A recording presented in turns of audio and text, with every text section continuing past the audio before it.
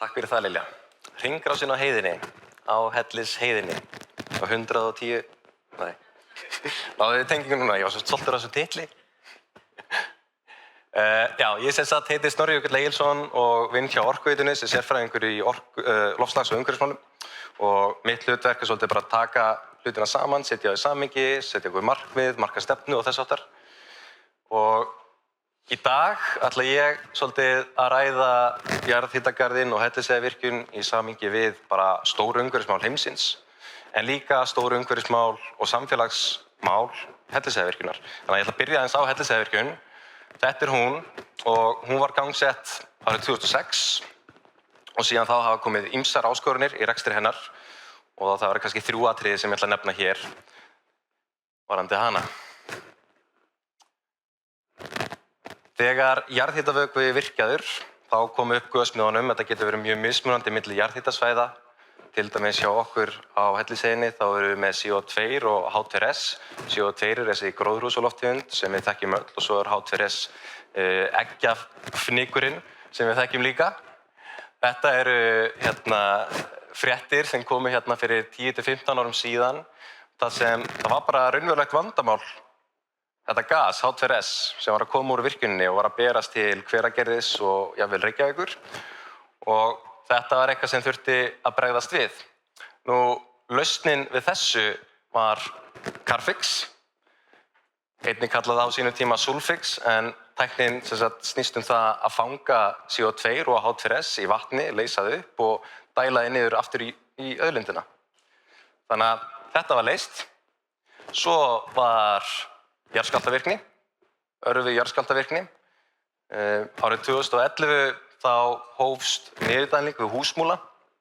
Niðurdæling jarðhitavatns er bara eðlilegur partur af rekstri jarðhitavirkjunar, þar sem er verið að skila auðlindina aftur ofan í kerfið og þannig að en þessi niðurdæling sem hófst 2011, hún leiddi til þess að það fundust miklir jarðskjálftar í Hveragerði sérstaklega og 2 þeirra voru nokkuð stórir, voru 4 á Richter sem bara til að setja það í samhengi jarðskjálftar sem voru 4 á Richter upp á Reykjaneska, þeir fundust bara vel í Reykjavík. Þannig að Hveragerði hafði bara nokkrum árum fyrir upplifað jarðskjálfta upp á 6 í Suðurlandsskjálftunum. Þannig að það þurfti að bregðast við hratt og örugglega. Og það var gert, það var fundið betra verklag við niðurdælinguna vegna örvaðrar skjálftavirkni. Og þetta snýrist bara skynsamlegri niðurdælingu, bara betri verkfalla, en þetta er engar patentlausnir á þessu. Þetta er allt eitthvað sem þurfti að hugsa bara í breiðu samtali með háskólasamfélaginu og þess háttar. Og þriðja málið, það er þessi auðlind hérna. Það er landgræðslan okkar. Það er bara gróðurþekjan sem er upp á Hellisheiðinni. Þetta er ekki sjálfsögð auðlind og þetta er svolítið verið í skugganum á öðrum hlutum, til dæmis bara loftslagsvandanum og svona, en þetta er alls ekki sjálfsagt. Þessi mynd er af uppbyggingu fyrir vaxa. Þarna er verið að taka upp gróðurtorfur fyrir vaxastöðina og ég meina fyrir bara ekki svo mörgum árum þá fór svona gróðurþekja yfirleitt bara í landfyllingu. En með Magneu, sem er okkar frábæri landgræðslustjóri, þá fann hún aðferð til þess að nýta gróðurinn frekar. Þannig að þegar við tökum upp svona gróður, og það er mikið rask sem fylgir til dæmis jarðhitavirkjunum eða bara allri starfsemi, byggja vegi, setja upp fasteignir, hvað sem er, mikið rask. Fyrir jarðhitavirkjanir þá er þetta kannski mestmegnis sporplön, það eru vegir sem fylgja öllum lagnaleiðum og þess háttar, þannig að það er líka mikið rask sem fylgir jarðhitavirkjunum og þá er mikilvægt að vanda til verka. Nú, þetta er til dæmis framkvæmdasvæði og lagersvæði upp á Hellisheiði. En með því að nýta jarðveginn, þá er hægt að umbreyta þessu. Þetta þarf ekki að líta svona út. En það var alls ekki sjálfsagt heldur. Þannig að við fundum leið til þess. Þannig að þetta er alveg frábært verkefni sem snýst líka að skila auðlindinni. Ekki taka auðlindina og farga henni í einhverja landfyllingu eða hvar sem það nú er. Svo, núna ætla ég að tala stóru umhverfismálin í heiminum, þannig að þetta voru þessi 3 stóru umhverfismál fyrir Hellisheiðarvirkjun, en það eru kannski 6 stóru umhverfismál í heiminum. Það er í fyrsta lagi bara mótvægisaðgerðir í loftslagsmálum, Við þekkjum Carbfix, Climeworks, þetta svona augljósir kostir í mótvægisaðgerðum og loftslagsmálum, sem sagt að minnka losun. Svo erum við með aðlögun að loftslagsbreytingum, sem sagt loftslagsbreytingar geta verið í formi aukinnar úrkomuákæðar, bara meiri rigning á hverjum tíma, eldingaveður, hækkandi sjávarmál og fleira. Og við meira að segja kynntumst eldingaveðri upp í Hellisheiðarvirkjun árið fyrir 3 árum minni mig. Og það var rekstrarstopp þá og það svona líka vakt okkur aðeins til lífsins. Við vorum byrjuð á þessari vinnu að meta allar þessar loftslagsáhættur, en það virkilega kom okkur á stað í þessari vinnu. Til dæmis bara varðandi þetta, þá er mjög stórt mál varðandi bara landbúnað í heiminum. Það eru loftslagsbreytingar, hækkandi sjávarmál eða úrkomuákæði eða hvað sem það nú er.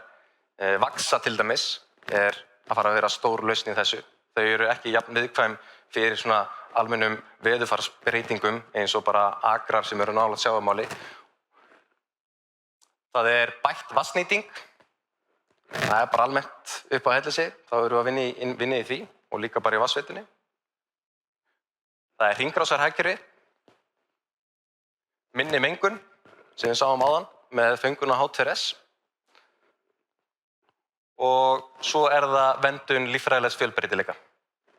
Þannig að þetta snýst bara að taka minna landsvæði. Við erum ekki að taka landsvæði frá dýrum og lífríki og svo framvegis. En það sem jarðhitagarðurinn snýst er hringrásarhagkerfi. En auðvitað höfum við áhrif á alla hina flokkana líka á sama tíma. En þetta sem sagt hringrásarhagkerfi, þetta snýst bara það að auðlindir jarðar eru ekki óþrjótandi og innan hringrásarhagkerfis þá erum við að nýta auðlindina aftur og aftur og aftur og eins og Helga Kristín kom inn á áðan, þá snýst þetta svolítið það. Við erum með jarðhitaauðlind sem við erum að skila aftur til auðlindarinnar, en hversu oft getum við nýtt hana? Ekki bara einu sinni, kannski 2, 3, 4 eða 5 sinnum. En svona setur Umhverfisstofnun bara til að sýna ykkur hvað hringrásarhagkerfi þetta upp. Og þar ertu með efst uppi auðlindina. Þetta getur verið járngrýti, plast, you name it.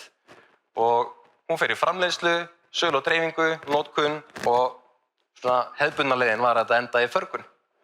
En hjá okkur þá er þetta kannski ekki þannig að við erum með einhverja eins og auðlind úr einhverju námugreftri sem er síðan unnin frekar og síðan er framleitt einhver var úr henni og svo hún notuð og síðan henni fargað eins og við þekkjum bara með úrgangin okkar. Heldur er jarðhitaauðlindin þannig að við notum hana og svo skilum við henni aftur í auðlindina. Þetta snýst bara svo mikið hversu oft og hversu vel getum við nýtt hana. Þannig að í jarðhitagarðinum er þetta bara þarna.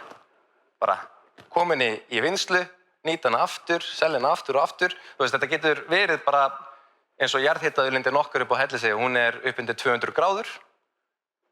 Hún er kannski nýtt niður í 150 gráður, það er kannski einhver starfsemi sem þarf bara 10, 20, 30 gráður. Bara hversu oft getur við nýtt hana? Og það er það sem við erum að reyna að hámarka í jarðhitagarðinum. Og svo skilum við henni aftur í auðlindina. Hérna ætla ég að fara bara með ykkur í gegnum bara svona hvernig þetta getur litið út og hvernig þetta, ég ætla að taka Climeworks sem dæmi kannski. Það væri, ég held ég kæmi ekki öllum fyrirtækjunum fyrir á þessari mynd. Það væri bara of mikið af örvum og einhverju slíku. En þarna ertu með jarðhitaauðlindina. Þetta er bara hitinn sem við erum með. Og þegar við tökum jarðhitavökva upp úr jörðinni, þá er hann, þetta er gufa og heitt vatn. Við aðskilum það og við notum gufuna til þess að framleiða rafmagn og við notum heita vatni til þess að hita upp kalt ferskvatn sem við sendum svo til höfuðborgarsvæðisins.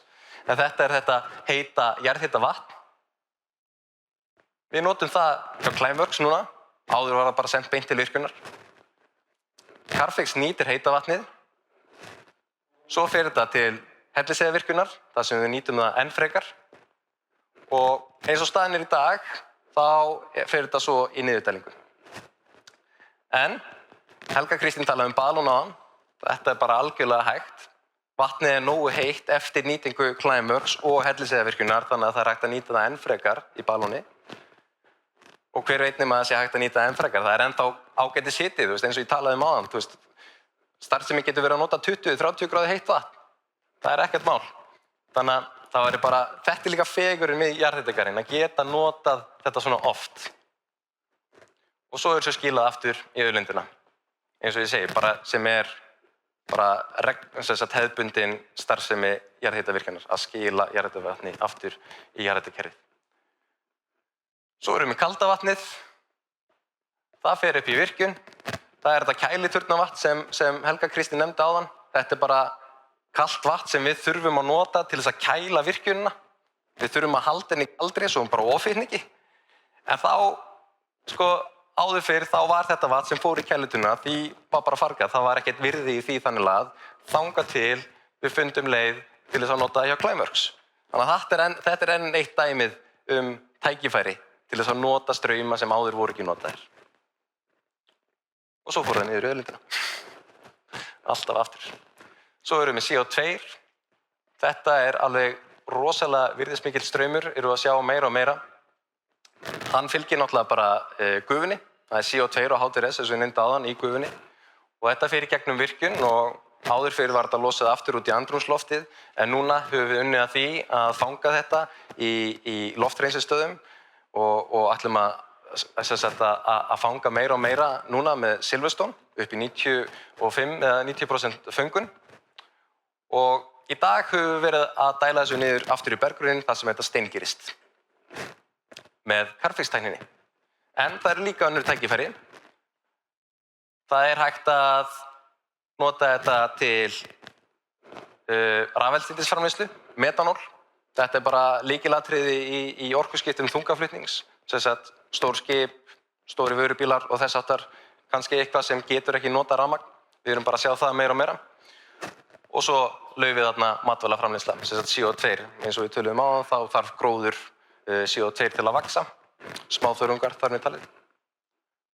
Þannig að þetta er öll tækifærin. Það eru milljón aðrar leiðir til þess að sýna þetta, en eins og ég segi þá hefði þetta tekið upp skjáinn bara nokkuð hratt, þannig að ég ætla að láta hér staðar numið.